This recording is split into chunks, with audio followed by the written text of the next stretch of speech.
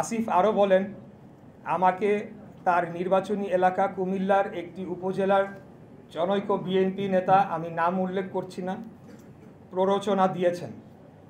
এই আন্দোলনে অর্থ ও লজিস্টিক্স দিয়েছেন এবং তার কাছে নাকি প্রমাণ রয়েছে। এই প্রমাণ তিনি জাতির সামনে তুলে ধরবেন, অন্যথায় তাকে প্রকাশ্যে ক্ষমা চাইতে হবে।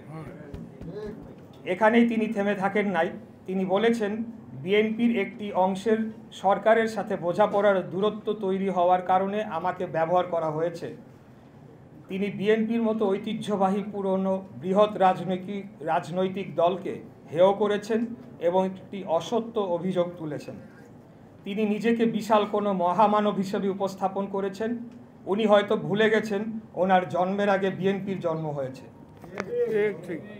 আসিফ এটাও বলেছে, আমার পক্ষ থেকে যারা নেগোশিয়েট করতে এসেছেন তারা সোললি আমার পক্ষে নেগোশিয়েট করেন নাই। অর্থাৎ আমার বিষয়টি সম্পূর্ণ আইনি, এখানে নেগোশিয়েট করার কোনো সুযোগ নেই। আদালত স্পষ্ট করে রায়ের মাধ্যমে কি করতে হবে তা বলে দিয়েছে। তাহলে নেগোশিয়েট কারা করেছে তা আমাকে জানাতে হবে, কারণ একমাত্র আমাদের দলীয় প্রধানের বাইরে অন্য কোনো ব্যক্তিকে আদালতের রায় কার্যকর সংক্রান্ত যোগাযোগ ছাড়া অন্য কোনো কথা বলার সম্মতি আমি দেই নাই। আশা করি এই লাইনটি বুঝতে পেরেছেন আপনারা।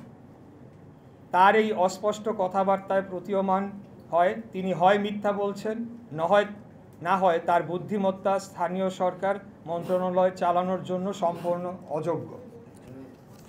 আসিফ বলেন, ইশরাক হোসেন অত্যন্ত দম্ভ ভরে ও অহংকারের সাথে সরকার কর্তৃক প্রশাসক হওয়ার প্রস্তাব প্রত্যাখ্যান করেছেন।